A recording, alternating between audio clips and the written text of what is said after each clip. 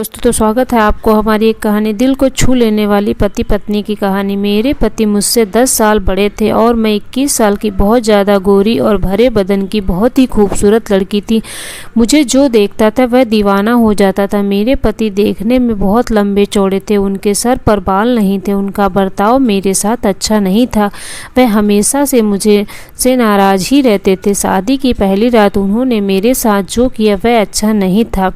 मेरे खून निकल रहा था और वह कमरा छोड़कर चले गए। उन्होंने पलट कर भी मेरी तरफ नहीं देखा। जी हाँ दोस्तों, ये उस समय की बात है जब मैं ग्रेजुएशन में पढ़ाई कर रही थी। मेरी बड़ी दीदी को लड़के वाले देखने आए थे। उन्होंने मेरी दीदी को पसंद कर लिया था और शादी फिक्स कर दी थी। मेरे माता पिता हम लोग बहुत खुश थे इस शादी से।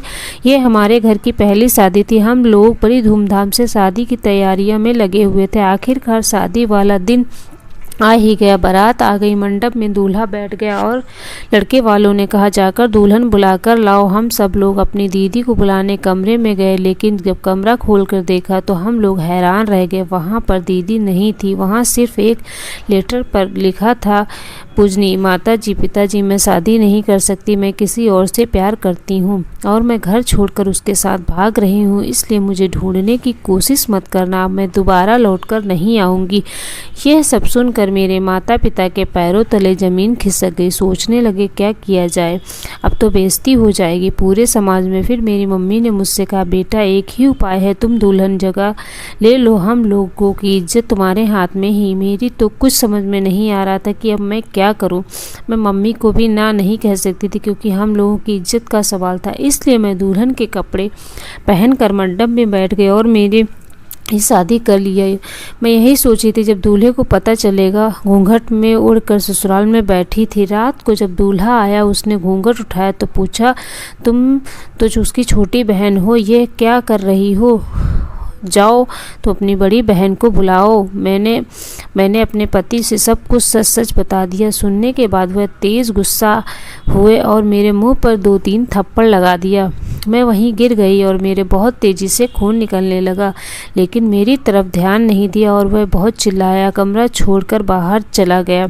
मैं रात भर रोती रही और कर भी कह सकती थी। आखिरकार गलती हम लोगों की ही थी। ऐसा कई महीनों तक चलता रहा। उन्होंने कभी भी मुझे एक्सेप्ट नहीं किया। इसी कारण आज तक हम लोगों का कोई भी बच्चा नहीं है। मेरे पति बहुत अमीर थे, उनके पास पैसा, दौलत, सोना चांदी बहुत, लेकिन बस हम लोगों के पास सुकून नहीं था।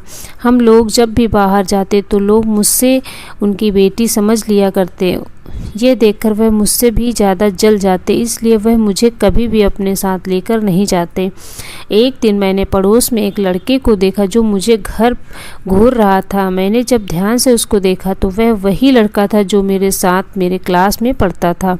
उसका नाम रोहित था। हम लोग कभी एक साथ बैठकर बात कर लिया करते थे। मेरे पति से तो मेरी हमेशा लड़ाइयाँ ही होती थीं। पूरा मोहल्ला हम लोगों पर हंसता था और हम लोगों की लड़ाइयों को देखकर मज़े लेता था, लेकिन केवल रोहित ही था जो मेरे दुख दर्द को समझता था।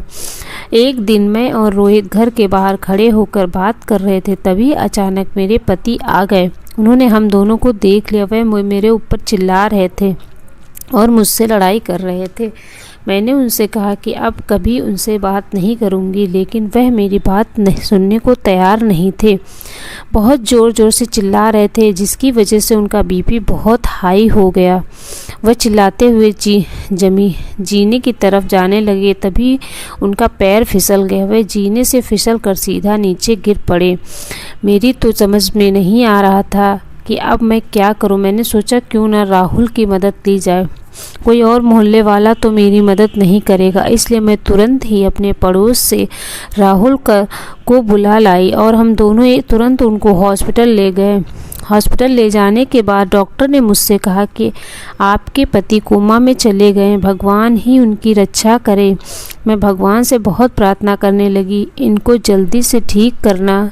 मैंने और राहुल ने दिन रात उनकी सेवा करी। मेरे पति को भी एहसास हो गया था कि इतना पैसा दौलत होने के बावजूद भी किसी ने उनका साथ नहीं दिया। सिर्फ राहुल और मेरी पत्नी ने मेरा इतना साथ दिया। एक दिन डॉक्टर ने मुझे कॉल की और कहा, आपके पति होश में आ गए हैं। मैं जल्दी आ जाइए। मैं और राहुल जल्दी से हॉस्पिटल पहुँचे। मेरे पति ने मुझसे कहा, अब मेरे पास ज़्यादा समय नहीं है, ये लो बक्से की चाबी, तुम और राहुल आपस में शादी कर लेना। मैं अब इस दुनिया से जा रहा हूँ, तुम लोग हमेशा खुश रहना। यह कहते ही वह इस दुनिया से चले गए। हम लोग बहुत रोए और उनको अंतिम विदाई देकर घर लौटे तो वह चाबी से हम लोगों ने बक्सा खोला तो हम लोगों के होश उड़ गए। उस बक्से में इतना सोना चांदी था कि हम लोगों की 7 पुश्तैनी बैठकर खा सकती थी। मैंने और राहुल ने शादी कर ली। आज हमारे 2 बच्चे हैं। आज हम लोग मज़े से ज़िंदगी जी रहे हैं, बहुत खुश हैं। दोस्तों, अच्छे इंसान के साथ हमेशा अच्छा ही होता है। ज़िंदगी में आप सिर्फ भलाई करते रहिए, वह भलाई का फल आपको एक दिन ज़रूर मिलेगा। एक नई कहानी के साथ आप से फिर से मिलने ज़रूर आऊँगी। धन्यवाद। अगर आपको हमारी कहानी पसंद आई हो और आप तो प्लीज़ लाइक शेयर करें, और आपको कैसी ये लगी प्लीज़ कमेंट करके ज़रूर बताएं। धन्यवाद।